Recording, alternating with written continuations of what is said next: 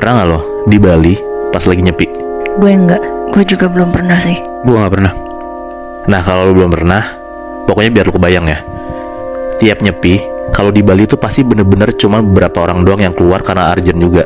Dan yang keluar tuh juga orang-orang yang orang dari pura gitu lah. Dan orang-orang Bali kayak warga-warga sana kebanyakan ibadahnya tuh dalam rumah.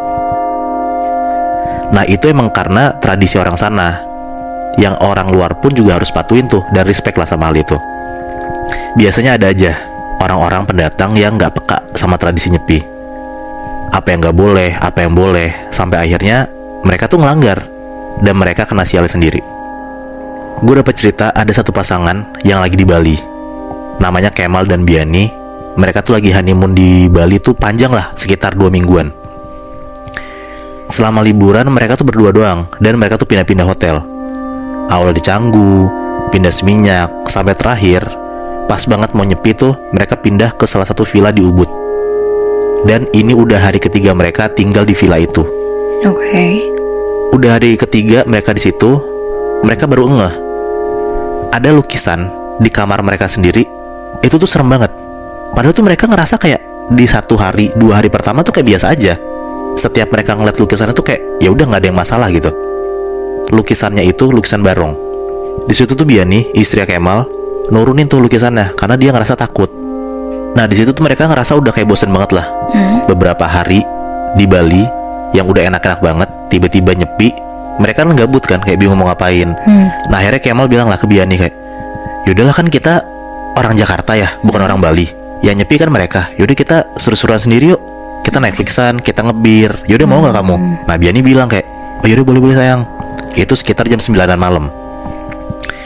Karena Netflixan plus juga ngebir, mereka tuh jadi kayak teriak-teriakan sendiri, keseruan sendiri lah di kamar itu.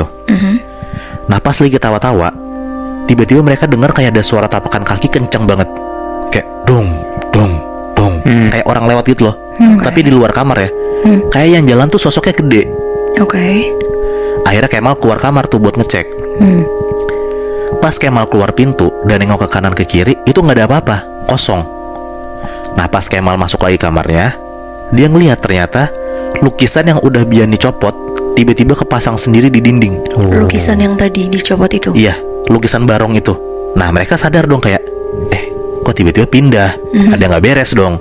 Karena Kemal takut, Kemal bilang lah ke Biani kayak, sayang ini hawanya gak enak lagi, ada gak beres deh kayaknya. Kita keluar aja yuk. Kalau misalnya emang udah enakan, ntar kita balik villa lagi. Nah Biani bilang kayak, oh yaudah boleh-boleh. Mereka keluar kamar, mereka ke resepsionis tuh, ketemulah sama penjaga villanya, resepsionisnya ini. Kemal nanya nih ke orang ini nih, Bli, saya ngerasa gak enak di villa ini. Kayak saya mau keluar deh. Kalau misalnya nyepi gini ada yang buka gak sih?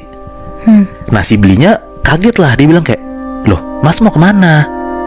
Kalau misalnya lagi nyepi kayak gini semua tutup. Nah si Kemal tuh masih maksa, dia bilang kayak, mana aja Bli, yang penting saya mau keluar dari villa ini. Nah si Blinya bilang, udah mas balik aja di kamar, mas diem di sana, karena jam 12 nanti ada yang ngetok kamar mas.